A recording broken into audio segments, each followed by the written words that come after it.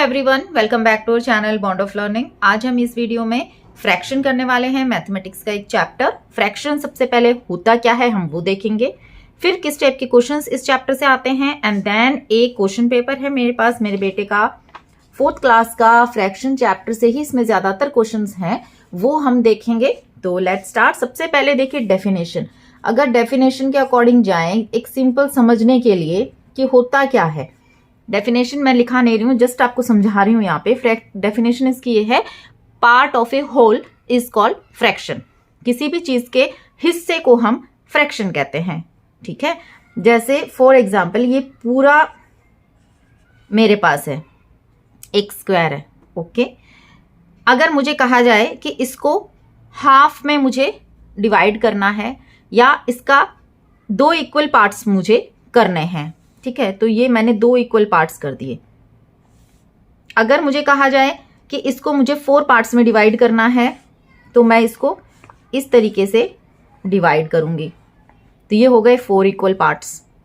इसको आप ऑरेंज के जो स्लाइसेस हैं या आपके घर में बिस्किट का जो पूरा पैकेट है उसकी हेल्प से बहुत अच्छे से समझ सकते हैं कि अगर उस बिस्किट पैकेट में सपोज 10 बिस्किट्स हैं, ओके, अगर आपसे कोई कहता है कि इसके हाफ बिस्किट आप अपने बहन या भाई को दे दीजिए, तो ये बहुत सिंपल वे में आप डेली करते हैं अपने घर में। उसमें से बहुत जल्दी 5 बिस्किट आप उनको दे देते हैं, 5 आप रख लेते हैं।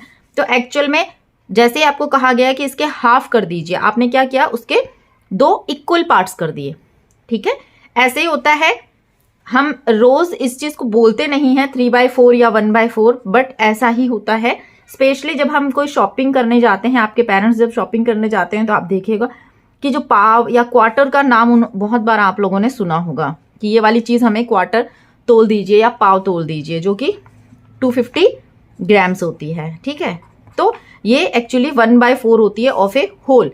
किसी भी चीज का 1/4 जो पार्ट होता है उसे हम क्वार्टर कहते हैं, 1/2 पार्ट को हम हाफ कहते हैं, ठीक है, और 3/4 पार्ट को हम क्वार्टर 3 पार्ट्स कहते हैं, ठीक है। एंड जो पूरा होता है उसको हम होल कहते हैं कि ये पूरा ही है, ये तो इसके कोई पार्ट्स नहीं है। तो ये सारी चीजें जो हैं आप प्रैक्टिकली समझ सकते हैं, उसके बाद आप थ्योरी में आइए। ये हम करते हैं, बस ये जो हमारे इसमें से जो क्वेश्चंस आते हैं उनको समझने के लिए पहले आपको ये जो बेसिक चीज है कि फ्रैक्शन एक्चुअली है क्या, वो समझना है। अगर एक मैं आपको स्ट्रिप दे दूं सिंपल सी, इसको मैं इक्वल पार्ट्स में डिवाइड कर दूं, 1 2 3 4 5 6 1 2 3 4 5 6 एंड 7 इक्वल पार्ट्स हैं, ठीक है।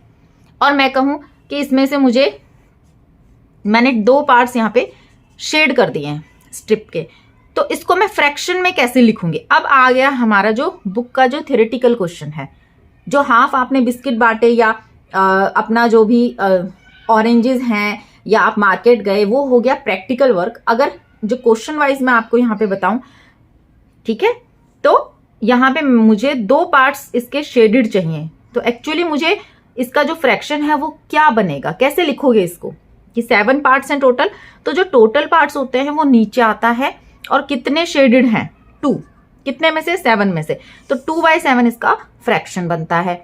ऐसे ही अगर आपको दे दिया जाए कि 2/7 को मान लो मैंने आपको एक सर्किल दे दिया, ठीक है, और उसके इक्वल मैंने ऐसे करके पार्ट्स कर दिए, और आपको ये फ्रैक्शन दे दिया है कि आपको ये शेड करके दिखाना है, ये वाला ही फ्रैक्शन सपोज, ठीक है।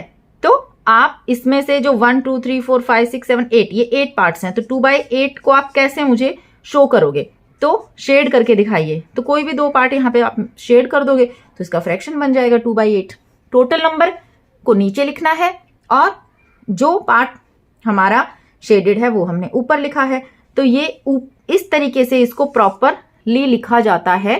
इसमें जो ऊपर वाला होता है उसको हम कहते हैं न्यूमिरेटर, ओके, इसको कहेंगे न्यूमिरेटर, एंड इसको नीचे वाले को हम कहते हैं डिनोमिनेटर, ठीक है, डिनोमिनेटर, न्यूमिरेटर एंड डिनोमिनेटर। तो आपसे कह दिया जाए कि कोई एक फ्रैक्शन फ्रेम कीजिए जिसका n है 5 और d है 8, तो फ्रैक्शन विल बी 5/8, ठीक है।